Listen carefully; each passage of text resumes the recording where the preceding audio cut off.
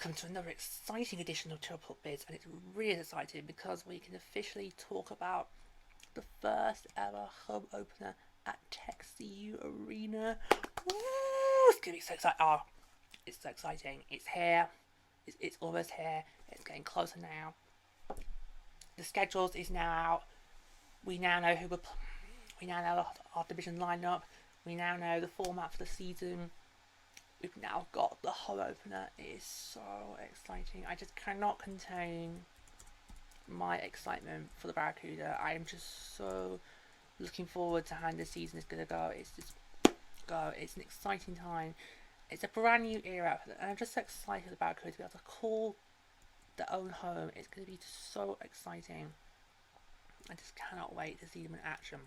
So, we now know which team gets the honour to be our home opener for 2022-23, the first ever home opener at TechCU Arena. Are you ready? The team that will be the first ever team to play on TechCU Arena soil will be, should we do a drum roll? The Henderson Silver Knights. Yeah, the horsies. Oh, I bet Chance is literally thrilled with that one. Yeah, it's gonna be the horsies. In what is going to be a back-to-back night, so Saturday, Sunday. So the first game takes place Saturday, October 22nd, and literally the next day, October 23rd. Against it's a back-to-back against the Henderson Silver Knights. October 22nd is the date of the first ever home opener for TechCU Arena. It's going to be so exciting, and I cannot wait to see it go down. Okay, so I will admit I'm a little bit surprised it's Henderson, but if you look at the division lineup for the AHL in the Pacific for 2022-23, it's not really clear who you could go for. And when we would talk about this on the podcast towards the end of season 4, we were starting to turn our thoughts to TechCU, to next season, to the start of the year. Who was going to get that honour to be the first team to play at TechCU? Now, of course, at the time, we had no idea that Stockton was going to get relocated to become the Calgary Wranglers. We had no idea at the time. All we were expecting was Coachella to fly in and become the 10th team in the division. Well, we are going to be a 10th division, but instead of saying Stockton, you've now got Calgary. And I did think, maybe it would be good if it could be Stockton, two North Cal teams go head-to-head against each other who built that fierce rivalry over the last 7 years. Sadly, it will not be the case. So the question is, who do you turn to? Well, you could have gone for the other Californian clubs. You could have gone for, say, San Diego, Bakersfield, or Ontario. You could have gone for one of them. You could have maybe gone for Tucson, because obviously, in the shortened 2020-21 season, we had to start our home fixtures in Tucson. We had to use Tucson's arena because obviously at the time it wasn't safe to play in San Jose. Full stop.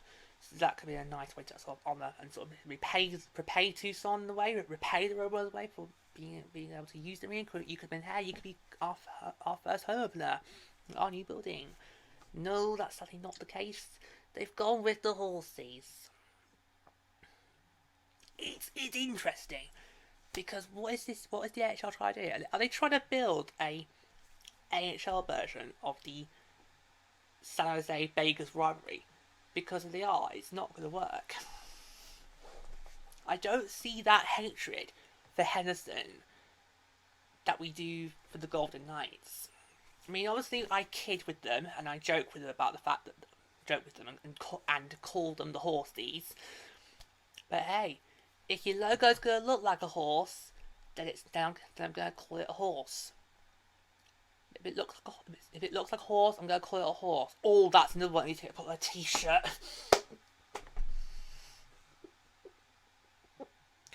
Imagine how rich I would be if I was to put all these thoughts and phrases on t-shirts. I'd be loaded by now. And would now make a real help to the bread. Yeah, Henderson, man, you know I kid. I know you'll call the Southern Eyes, but I'm not going to stop the horsey jokes because I think they're so fun.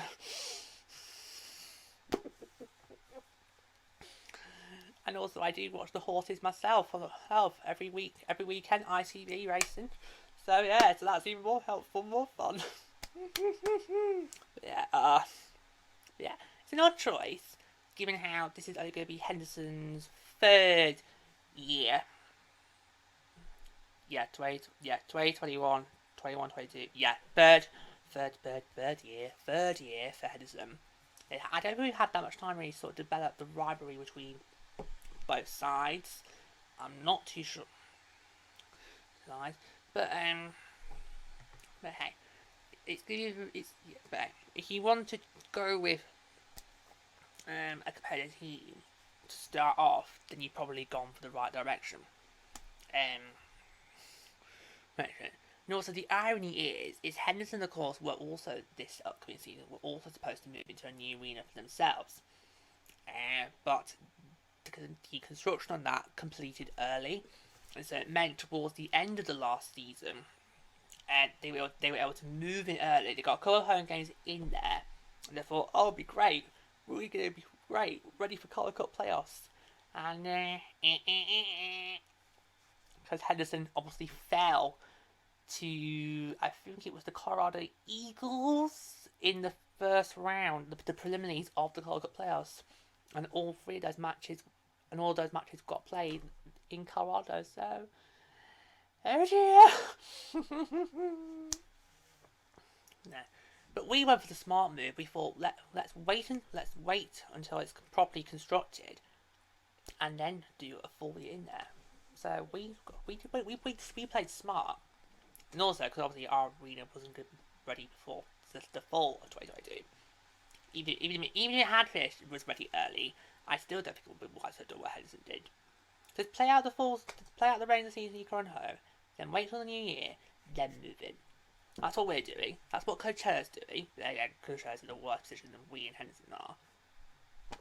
I don't know. They're very eager to jump the gun, aren't they, these Bakers teams? Yeah, they're very eager to jump the gun. It's like, ugh. But anyway, back to the main story. It's just so exciting. Because I think, really, you could have picked any of our opponents. Luckily, it's not Iowa or Texas. Because also, we're going to be seeing them this season. In fact, let's check. Do they come to Texas? Let's check. I've got the schedule with me. Let's check it. Yes, so Iowa will be coming to Texas Arena for a back-to-back on November the 29th and November the 30th. So that's Iowa. That might be Iowa's only visits.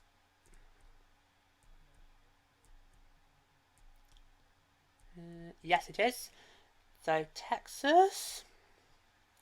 Yes, Texas will be coming on a back-to-back on the 17th and the 18th of March. Let me just check that's correct. Yes, the 17th and 18th of March. Texas, visit Texas Arena.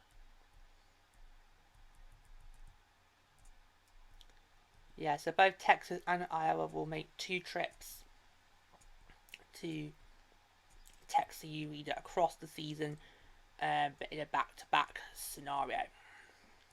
And of course, we'll be going over to them too. In fact, we start our first 2 games of the season at Iowa. It's not being interesting. We've not seen Iowa for quite some time.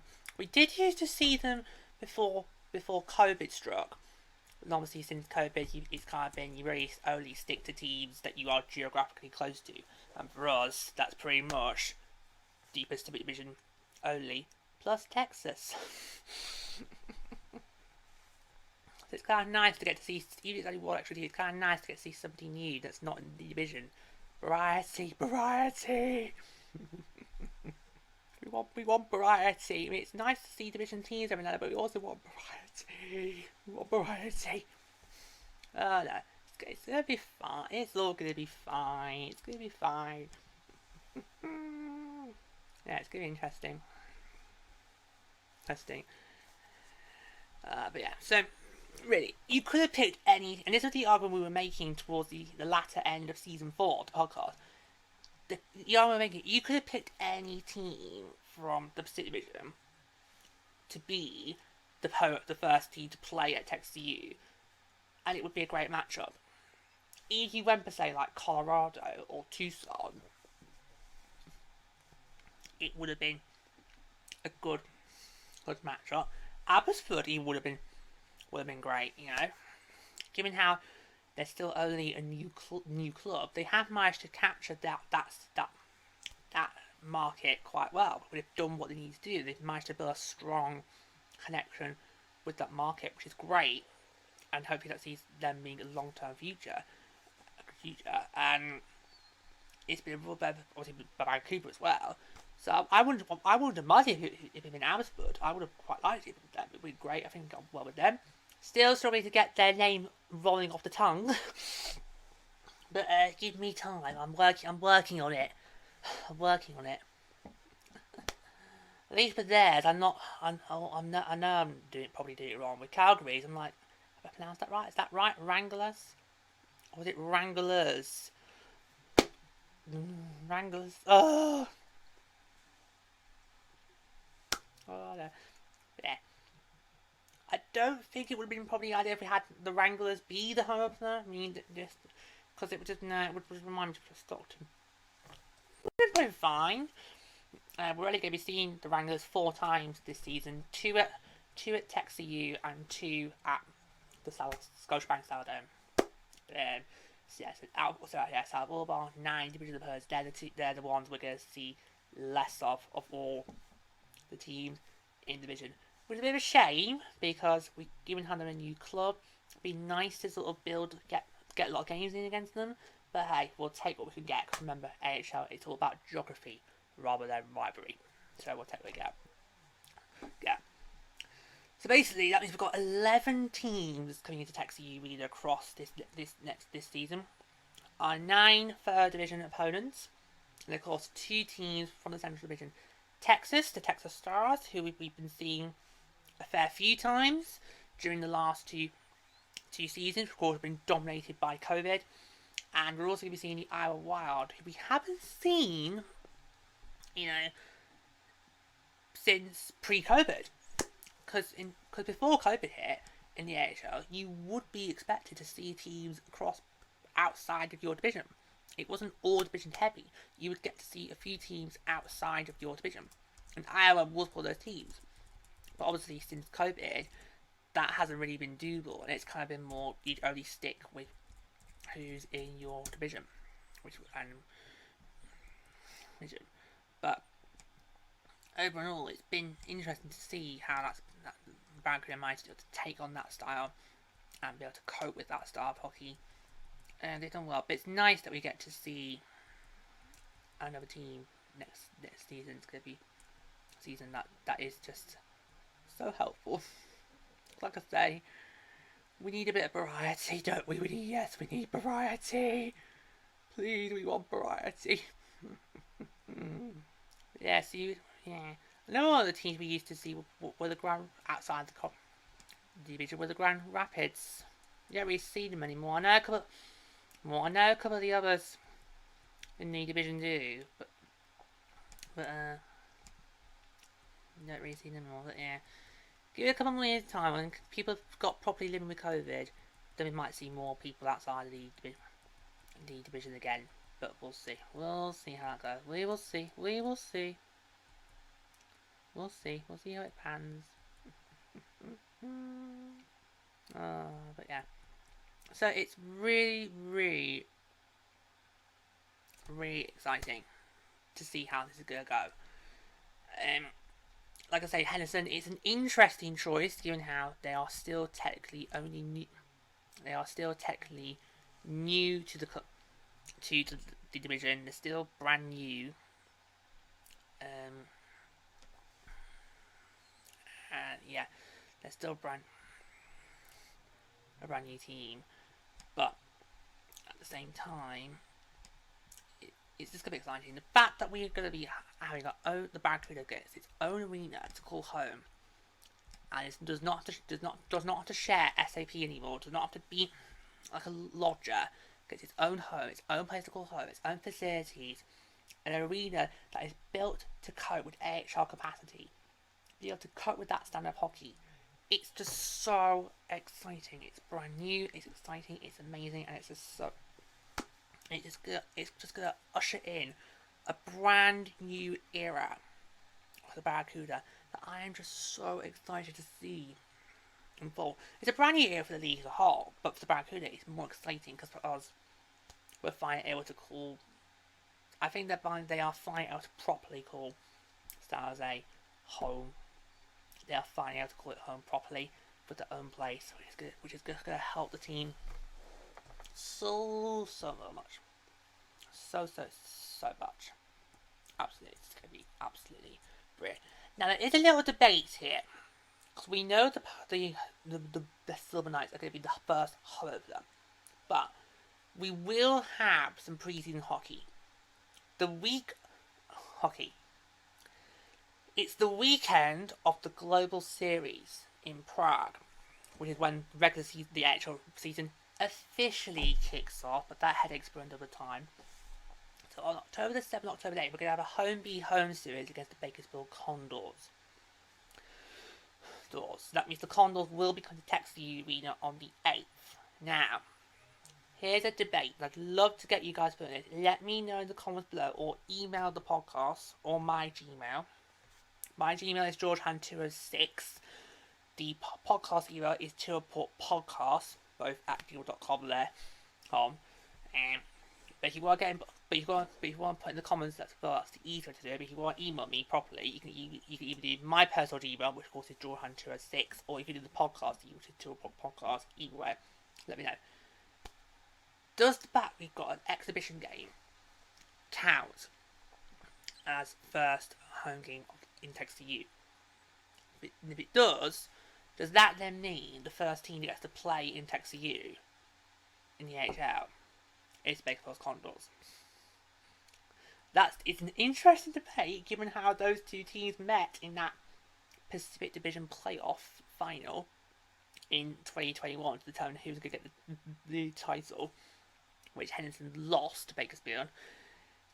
Yeah, because I'm now debating, well, yes, Henderson's going to be the first team to play in the regular season, but if there's AHL hockey of some form going on in Texas Arena before that, well, shouldn't that then count as the first game in Texas Arena? Or should it not? So it's an interesting debate we've got here. Is Bakersfield going to be the first team to be in Texas Arena? Or is it still the Hendersons on the night? Because do you count pre-season or do you not count pre-season? That's the question. So let me know in the comments who do you think it is. Is it Bakersfield? Is it Henderson? Let me know in the comments below or by email, and we can maybe have a little debate on that. We can maybe make their parents, Hunter and Chance, fight each other to prove the point. But yeah, it's an interesting scenario there, because also we know that then, in fact, the pre-season only announced, I think, about a couple of weeks ago. So it kind of throws a little spanner into the works, doesn't it? Yeah. But I suppose for all purposes, you could argue that I'm going to say, in terms of regular season action, the first team to play in Texas U will be the Henderson Silver Knights. But let's not forget, there's a little pre-season match that will be going on. 2 weeks before that, will we take on the Bakersfield Condors? Oh, it's an interesting scenario there, but yeah. But either way, it's just so exciting. It is exciting to see unfold. It's just going to be so exciting for the Barracuda to have their own home. It's just going to be just amazing to see. They're going to thrive so much being in there, and I can't wait to see it. And I also can't wait to be there, because I'm going to be there. March 3rd, March the 4th. You have no idea how hard it was trying to find Barracuda home games and Sharks home games going on roughly at the same time. You have no idea how hard it was. But I've done it. I've done it. So I'm going to be there to close out my trip. Yes, I'm going to be at Texas Arena for our first two games of March. So March the 3rd, when we take on the Ontario Reign, the Kings affiliates, and on March the 4th, we're going to host the Coachella Valley Firebirds, the new fits of the Seattle Kraken. That one, I'm so excited, because I'm looking forward to seeing how Coachella Valley do. I mean, so far, I've been giving them lots and lots of ticks. Because I feel that Coachella Valley have been doing so many good things. They've got a lot of things right at the moment. They've got their promotion right. They've got their marketing right. They've got their branding right. They've got their jerseys right. Literally, all these ticks. If I had a clipboard and pen right now, we're going, yeah, tick, tick, tick, tick, tick, tick, tick. They've got it just been doing so well off the ice. Let's see if they can replicate that on the ice. But yeah, so that I'm so excited. Yes, I'm going to be there March 3rd, March 4th. To sort of round out my trip, which has been a long-awaited trip to get back to California. But yeah, so just so excited. I cannot wait. Can't wait to actually be there in person in March, but most importantly, can't wait for October 22nd for the home opener. The doors can properly open and begins a new era, a shiny new era of Barracuda hockey that is going to be one that you will not want to miss. It's just going to be exciting times are ahead, folks. They are really, really ahead, and it's not long now. It's almost here. Cannot wait. Well, thank you so much for joining us. If you've loved the show, do click the like button.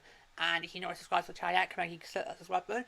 That way, once you are subscribed to the channel, you don't miss a thing when new content comes out, including brand new episodes of Tealreport Bids.